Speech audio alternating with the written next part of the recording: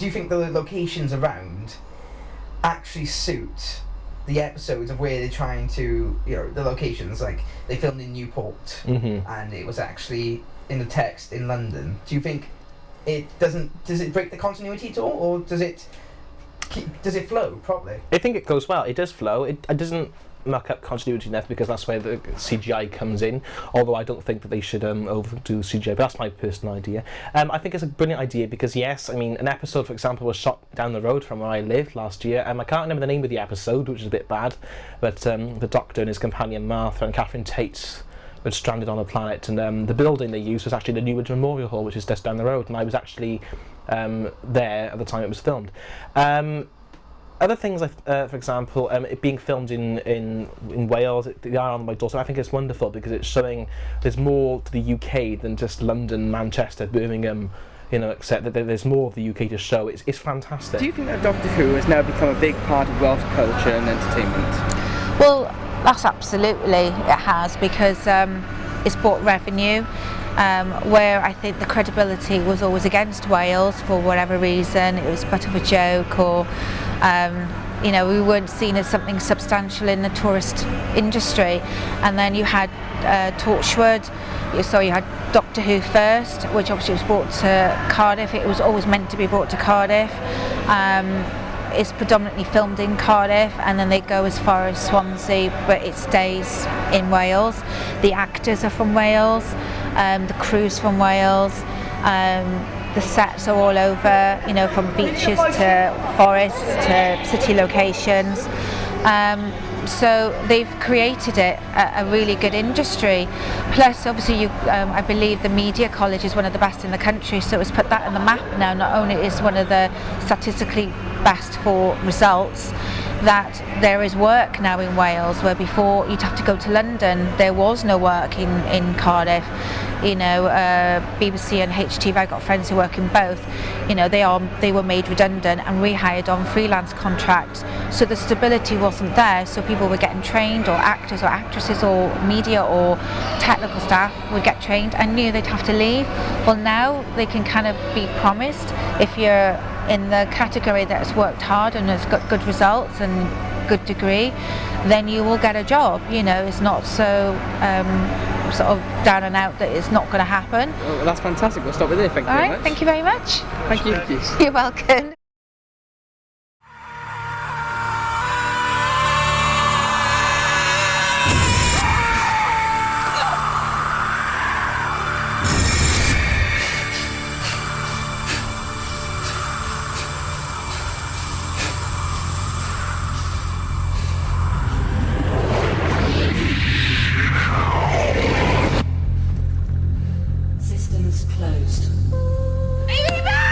The 8th of July 2006, 8.2 million sobby-eyed Doctor Who fanatics tuned into BBC One for the last appearance of Rose Tyler as the Doctor's companion. It stopped working.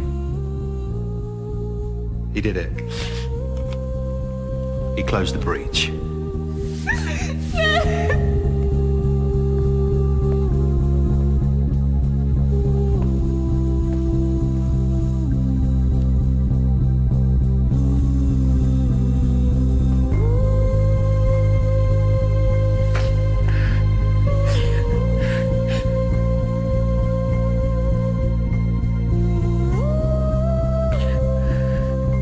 Billie Piper was to be replaced by Freema Agyeman, with off stints from Kylie Minogue and Catherine Tate along the way towards the end of time.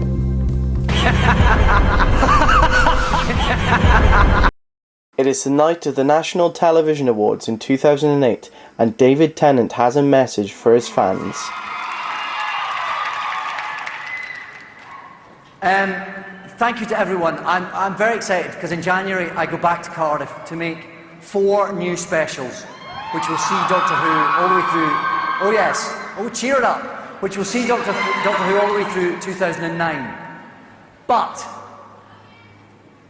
when Doctor Who returns in 2010, it won't be with me. Now, don't make me cry. It's the 2009 shows will be my last playing the Doctor. I love this part. And I love this show so much.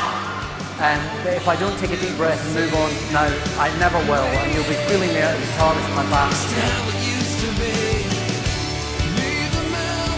After touching hearts of millions across the nation, after only 3 series of Doctor Who, David Tennant bows out as the Doctor.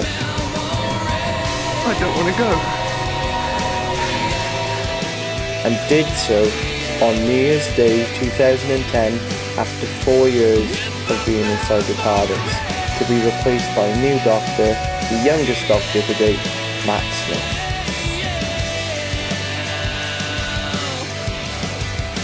This was also to landmark the departure of Russell T Davies as head writer.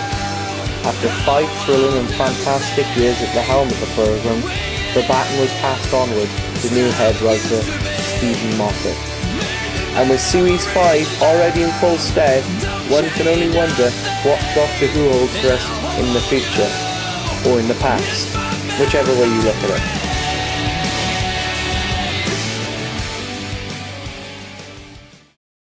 And that's a wrap up to our Doctor Who documentary. I'm your presenter, James Barr, and I'd also like to thank the entity in the air which does the voiceover. Entity? I'm a living, breathing mammal. Well, you are an entity, aren't you? You don't really exist. You're a voiceover, you're pre-recorded. Well, at least I think you are. I may be pre-recorded, but I've done more for this show than you have, mate. No. I'm more influential to this programme than some petty voiceover that you can't see or hear. Well, you can't hear, you're pretty damn loud. Petty? I have more power than you know. Oh, come on then! Right, what have you got? that's Bring it.